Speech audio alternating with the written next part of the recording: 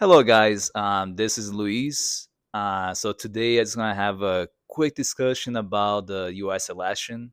Of course, most people live in the U.S. already knows that it's gonna be Kamala Harris and Tim Walz versus, of course, Donald Trump and his VP JD Vance.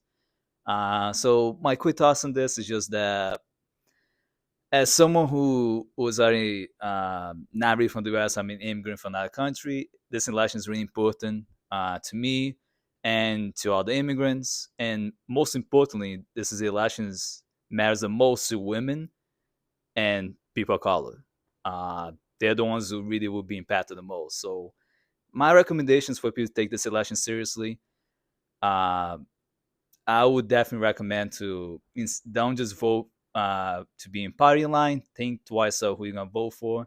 My recommendation who to choose to vote for. Look at the policies. So I would choose at this moment Kamala Harris and Tim Walz, and also choose Democrats into Congress. So vote for the Democrat Party into Congress. And the main reason why I would recommend that over the Republicans, including Trump and JD Vance, and putting Republicans into Congress is because a lot of the Democratic policies and potential legislation they're working on will expand the rights of a lot of people, federally speaking.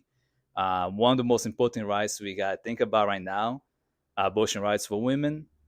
We got to make sure that immigration rise continues so we don't have the whole Donald Trump Muslim ban we did back in 2017, 2018. We don't want to repeat that again. We want to make sure that LGBTQ plus community members also can be protected. We already seen what the Republicans have been saying about people who are cross-dressers, saying uh, they go after children, they're predators, when in reality, every time we catch some type of child predator, we know they're almost always a priest or a police officer, some other type of authority, but never really a cross-dresser. So let's be honest, the LGBTQ plus community, they are not our enemies, they are allies. We need to support them, along with supporting women and people of color together, and of course, immigrants.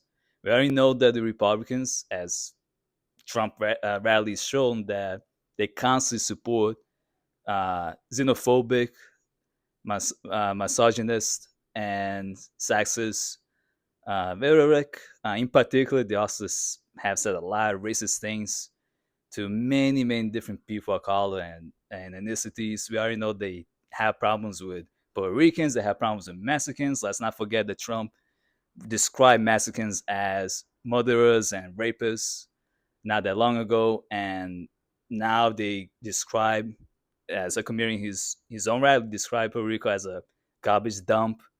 And let's not forget the things that all the sexist and misogynistic stuff that Trump and his endorsers said about women. A lot of horrific, egregious stuff. And of course, the constant uh, backstabbing stuff he says about people of color constantly. Really describe them in a really very rhetoric that you can tell it goes back to the 70s, 60s, 50s way of talking and describing these people who are literally just as important as anyone else in the US. We got to treat everyone equally and with an equitable manner, not just, oh, because of the skin color, we shouldn't support them, which is really dumb. And then obviously, we have to keep in mind that people's sexual orientation, who they are, it really matters. And it's not a lifestyle. We know that some sexual orientation is genetics. This is not a choice. People who choose to be Republican, Democrat, that's a choice. But you don't choose who you are as an individual. You don't choose to be straight. You don't choose to be gay. That's genetics.